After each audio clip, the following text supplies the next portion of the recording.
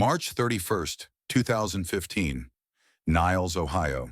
In a quiet town where everyone knows each other, a woman disappears in her own home. A seemingly normal afternoon turns into a nightmare when the emergency dispatcher receives a panicked call. "I can't find my mother. There's blood all over the house. Please send the police now." Less than a block away, a security camera captures a staggering teenager in a strange state, barely dressed and covered in blood. The sight isn't shocking enough until residents realize the teenager was once helped by the victim herself, hired to do yard work, a man she once trusted like a grandchild.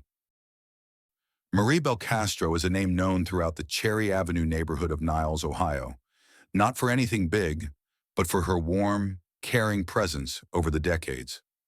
At 94, Marie still lives alone in the house she built with her late husband. After her husband passed away, she refused to move, partly because it was filled with memories, and partly because she loved the quiet of the neighborhood and the familiarity of her neighbors. They affectionately called her Gigi, the affectionate nickname her young great-grandchildren used when they ran into her arms after school. Marie loved to cook, went to church, and surprisingly, she also loved to fish. In her 90s, Marie still reads, makes coffee every morning, and shares laughter with others. Marie is not only a grandmother, a mother, a neighbor, but also the spiritual pillar of an extended family spanning 3 generations. Her children and grandchildren are scattered, but are in constant contact. To everyone, she is a model of kindness and resilience. What makes Marie special in the eyes of everyone is the way she treats the teenagers in the neighborhood. She often hires them to help with yard work and always pays them fairly, not just in money but in trust. It is from that trust that a tragedy begins to take shape. The morning of March 31st, 2015 was clear and sunny, a perfect day to start your daily routine. For Marie Belcastro, it was just another normal day. Her daughter Deborah drove to pick her up to go to the bank. They talked and laughed as usual. Marie showed no signs of anything unusual. She was still alert and cheerful. After finishing her work at the bank, Deborah took her mother home, said goodbye, and promised to come back in the evening to go shopping with her. During the afternoon, Marie was home alone. She might have made a cup of tea, turned on the radio to listen to the news, or called her grandchildren. No one reported anything unusual. Everything was peaceful. Meanwhile, not far from her house, a 15-year-old boy named Jacob LaRosa, whom she had hired to do odd jobs, had just been released from the Trumbull County Juvenile Justice Center that morning. He returned to the neighborhood in a state of mental instability without a guardian. No one knows for sure what happened in the hours that followed. What is known is that at 5:25 p.m., Deborah returned to the house as scheduled, and everything was different. The door was ajar. A bottle of wine lay on the steps. The silence was suffocating. The peace that Marie had cherished all her life was torn apart in silence. Between noon and afternoon on March 31st, 2015, all traces showed that Jacob LaRosa found his way back to Marie Belcastro's house, where he had done chores and was familiar with the entrance. It is unclear exactly when Jacob entered the house. However, the scene showed that the door had been broken, and there were signs of resistance inside. In the living room, where the first attack was believed to have occurred, furniture was displaced and there were many bloodstains. Investigators believe that Jacob brought a heavy object, later identified as a flashlight, and used it to repeatedly hit the victim in the head. The strong and continuous blows left Marie, only about 1 meter 42 tall and weighing less than 40 kilograms, unable to fight back. The killer then dragged her into the bedroom, leaving blood on the floor, stairs, and walls. The victim's clothing was severely disheveled at the scene, a sign that the assault had gone beyond the realm of normal assault. A bottle of alcohol was found on the steps, and another was found inside the house, suggesting that the suspect may have consumed alcohol at the scene. After the crime, Jacob left the house naked and covered in blood, and then staggered home a short distance away.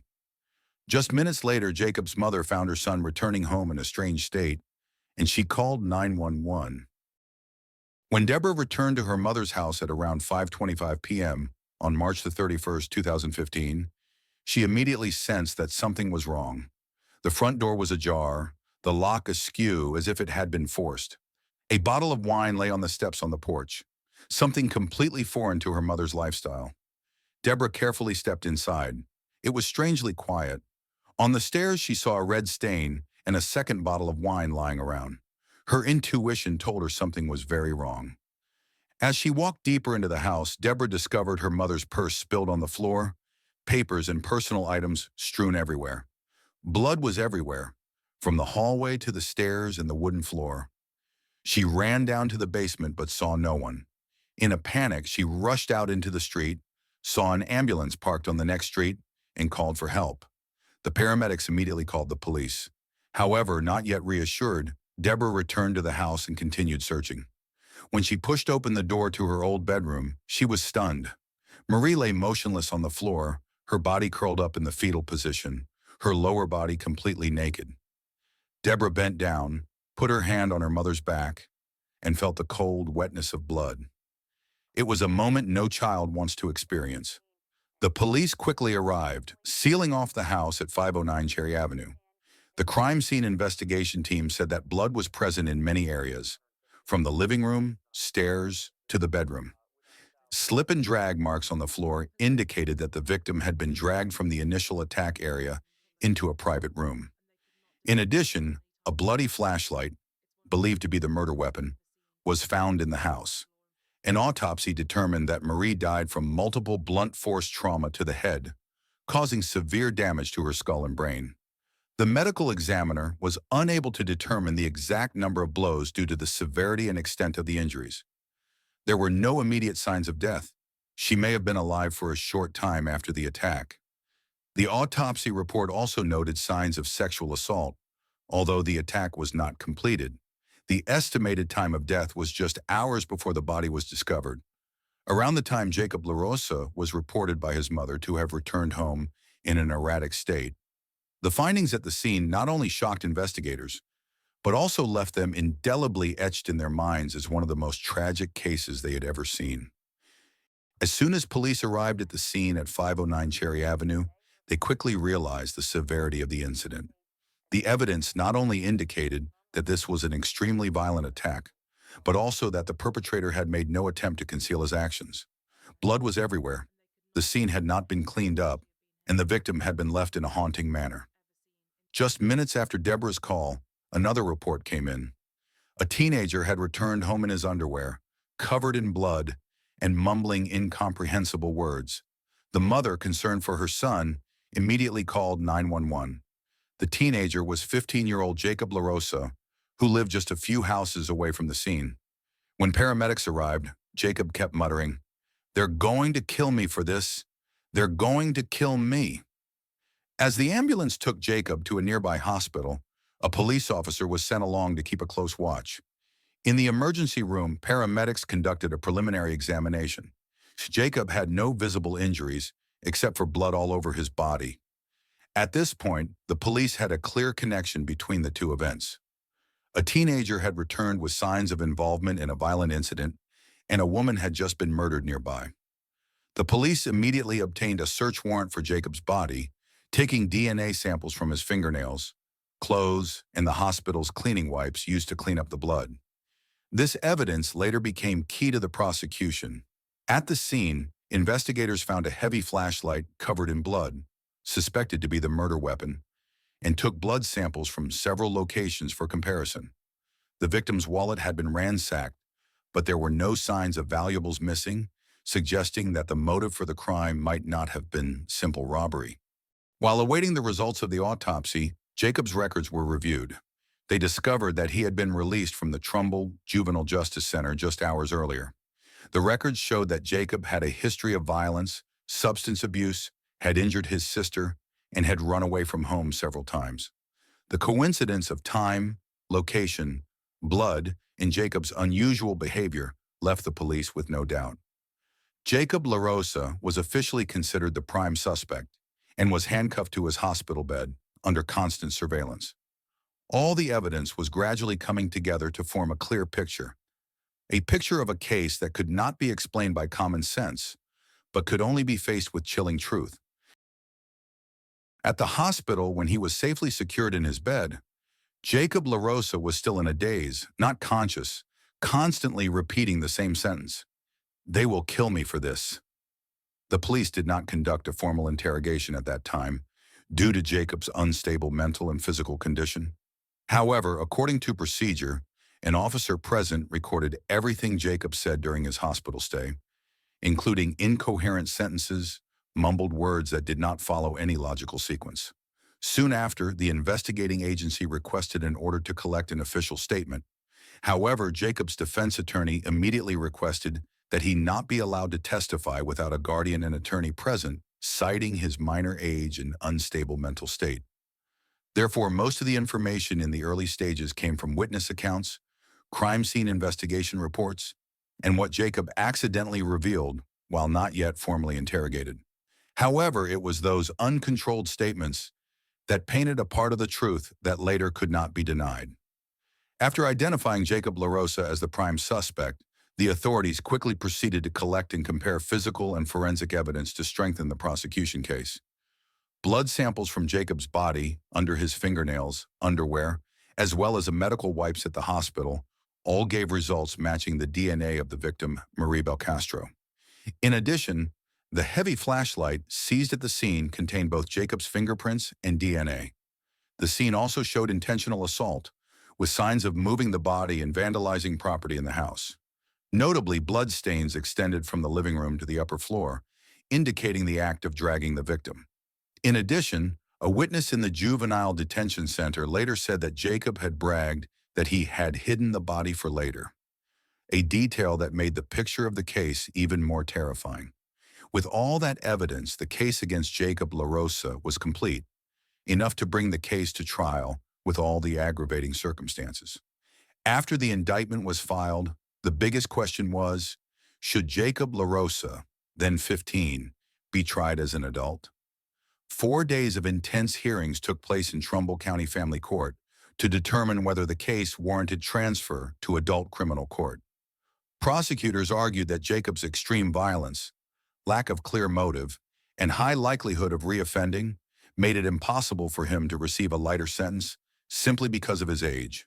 The defense, meanwhile, argued for the case to remain in the juvenile justice system on the grounds of mental illness, a troubled family history, and his juvenile status.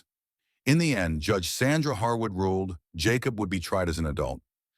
On December 16, 2015, Jacob LaRosa was indicted by the grand jury on charges, including first-degree murder, home invasion, armed robbery, and attempted rape.